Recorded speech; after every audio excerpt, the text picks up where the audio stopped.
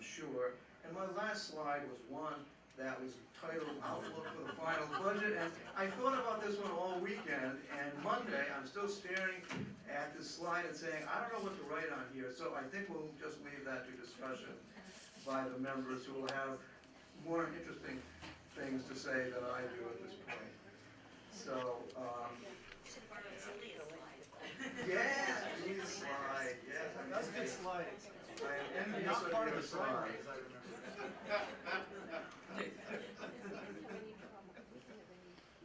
And again, if we want to get into certain items in the budget offline, we can do that. We won't take that sort of time here.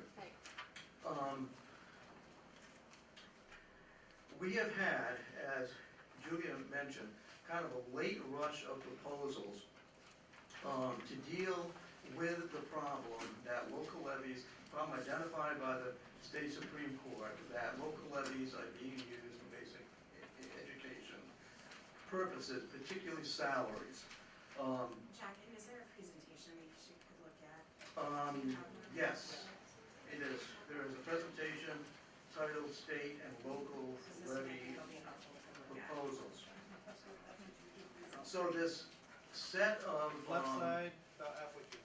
okay, set of Senate bills released on the same day, heard very late in the session, I think it was the 20th, 21st, something like that, that look to reduce the role that local levies play, some of them to generate additional revenues that would replace the reduction in local levies that are proposed, and some of the proposals, or not all of them, would create a new model for teacher compensation.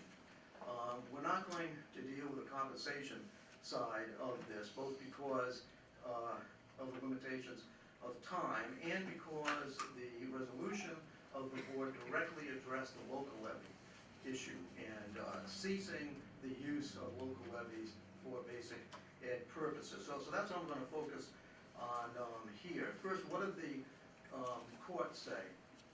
So the Clery Court said that because of historic underfunding by the legislature, school districts were relying on local levies to supplement salary allocations from the state for basic education duties. In its order in January of last year, the Supreme Court said that the 2013 report of the Joint Select Committee on Article 9 litigation, quote, skims over the fact that state funding of educators and administrator staff salaries are constitutionally inadequate. And so the court set a clear expectation that the legislature deal with that problem in addition to the funding of 2776 and those matters that we spent the most time on. At a work session on April 30th in the House, Senator Dammeier said, for 30 years the people sitting in our seats have been inadvertently or intentionally pushing the responsibility for basic education onto local taxpayers. And if you have a couple of free hours, the work session in appropriations on April 30th is one of the richer, this is no kidding, this is not Jack being funny, is one of the richer discussions that I've heard of the legislature in some years. We had both the House members and the Senate members there, and it is well worth your time if you can. So, as mentioned, in response to the court's findings, legislators late in the session have offered several proposals that have one or more of the following purposes: to reduce, to cap, and to restrict the uses that local maintenance and operations levies have, to revise the formula for local effort assistance. If you do the one, then you sort of have to do the other in this, to generate new state revenue of some kind that would be used to replace local levies for salaries for basic education duties. And some proposals have an increase in the state levy, another proposal has an increase in would create a new state capital gains tax. Some of the proposals, two of them, would create a new salary allocation schedule and prescribe ways to adjust to that schedule over time and between districts. And one of the proposals would initiate statewide bargaining on benefits for K-12 employees. And in the very limited time that we have, we're going to look at just two of the proposals because they differ so much and because they're coming from the majorities on each side. We're just going to look at the state and local levy aspects of Senate Bill 6109, which is sponsored by Senator Dammeier, and a proposal, not yet a bill, that Representative Hunter offered at the work session on April 30th. And I've isolated just down to these aspects of it. So, not spending a lot of time because there is material in your board package that describes them in greater detail, and they're both very complex and very technical. So we'll try to keep this brief and straight forward. First of all, each of them would reduce levies, would reduce the amount the local levies can be. It would reduce them beginning in the same year, calendar year 2018, by the amount of new state funding that's allocated for compensation for staff. They differ in detail, but have that, it's that same policy. Each of them would set a new levy limit. Now here they're quite different, in fact. The DMI proposal says that beginning in taxes that are collectible in calendar year 2020, that M&O levies would be limited to a rate of $1.25 per $1,000 assessed value. Representative Hunter has quite a different approach to it. Rather than limiting it to a certain rate, as in the DMI proposal and in the Hargrove bill, which is 6103, instead, levies would be limited to $2,500 per pupil. So it's a dollar amount rather than a rate limit. Both of those would say that levy dollars may be used for non-basic education purposes only. The Dammeier bill is quite tight in the restrictions. It says that it may be used for only for activities that take place after regular school hours or school days, and that they will all be time-based. There would be no unspecified duties for which levies could be used for salary supplements. Two, each of them would increase the state levy as well. In the bill as drafted, the Dammeier bill increases the state levy rate from its current $2.19 per $1,000 AB to the statutory maximum of $3.60 per $1,000 of assessed value. However, we were advised that there was a drafting error and that the Dammeier bill is actually only intended to increase the state levy rate to $3.30 and not $3.60. In the Hunter bill, the state levy rate would be increased from its current $2.19 to $3.25. So that's pretty close to the Dammeier proposal on that. They differ in how they would deal with the I-747 limit too, on the amount, the total amount that collections can increase in each year. Just to shorthand, I'm not going to go into that, and we'll have to talk about how each deals with the 747 limit.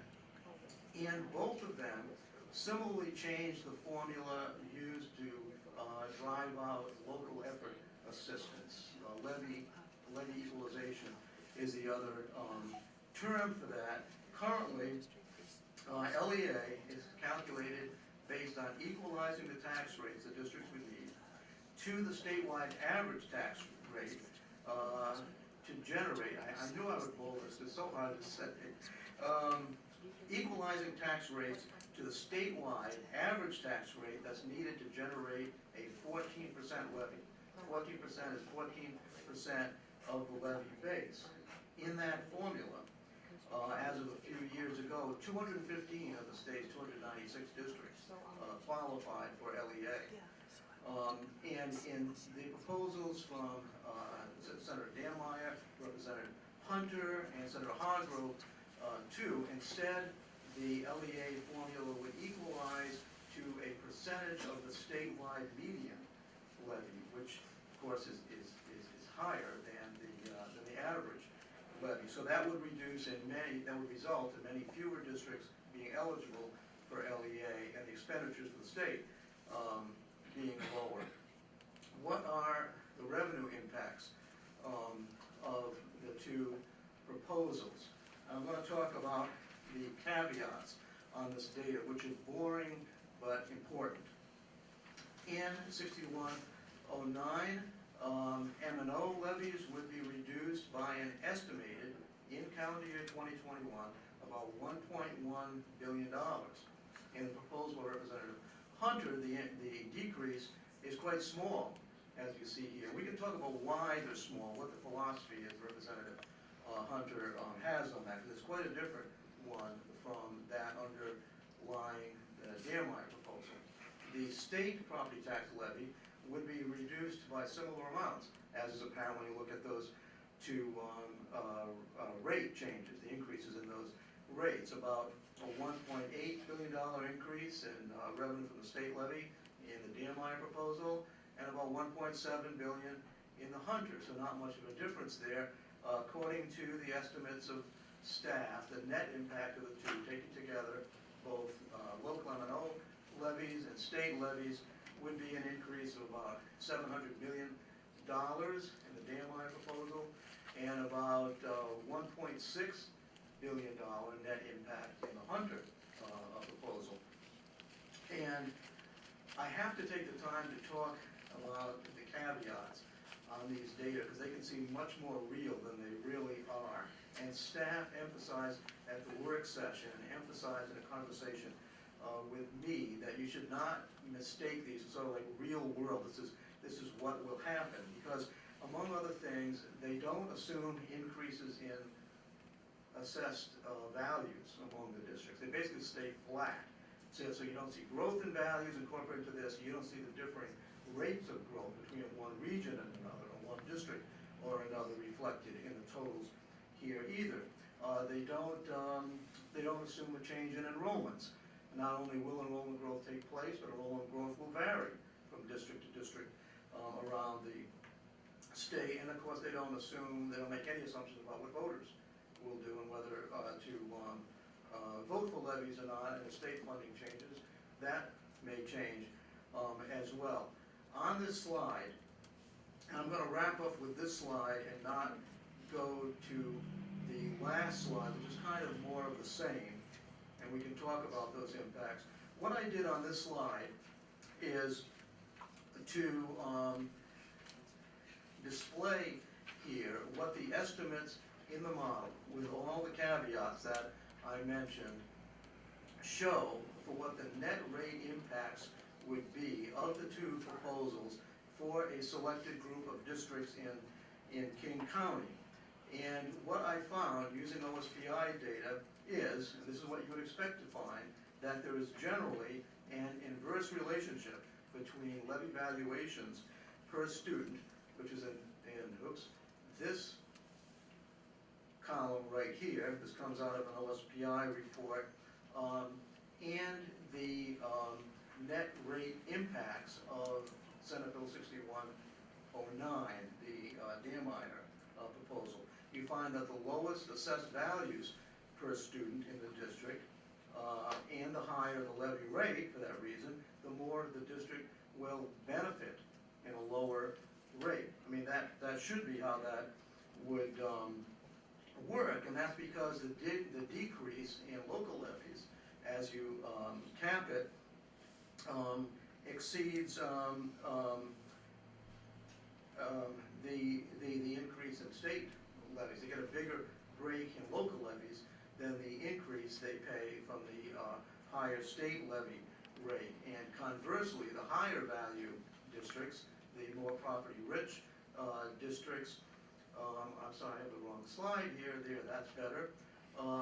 Bellevue, Lake Washington, Mercer Island, Seattle, for example, that have low levy rates now, would see less of a reduction in their local M&O levy rate and more of an increase in the state levy rate, and so that there would be an increase, a net increase in the levy rates for districts such as those. And that this is why you hear the complaints in the press from some legislators and others that any of these levy swap proposals that look like the Dearmine proposal would be a property tax increase to Central Puget Sound districts, as well as to some others around the state, which is a considerable political obstacle to moving forward any proposal such as this. And I can discuss with you the selected districts display I've done here, which shows the same relationship,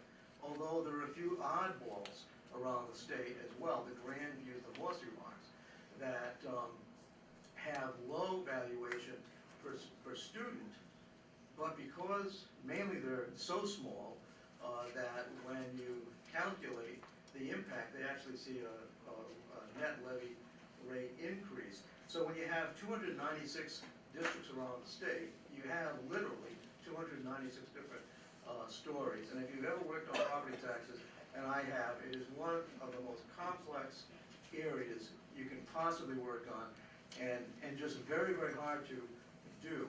I want to close with this, because it looks like we're about out of time, is that the members at that work session, the House members, the senators who spoke on their proposals, all emphasized that none of these is the answer. Senator Ralphus said what you have here is a menu of ideas to draw from, and we came here to get these proposals out, to hear the questions and comments that you have and see where we go from here. Representative Hunter was pessimistic that there would be any action on changing state levies and compensation before this session, before they finally get done this year. He thinks it's just too large a task to get done in the time that we have. He said, I don't think we're going to push a button and move $30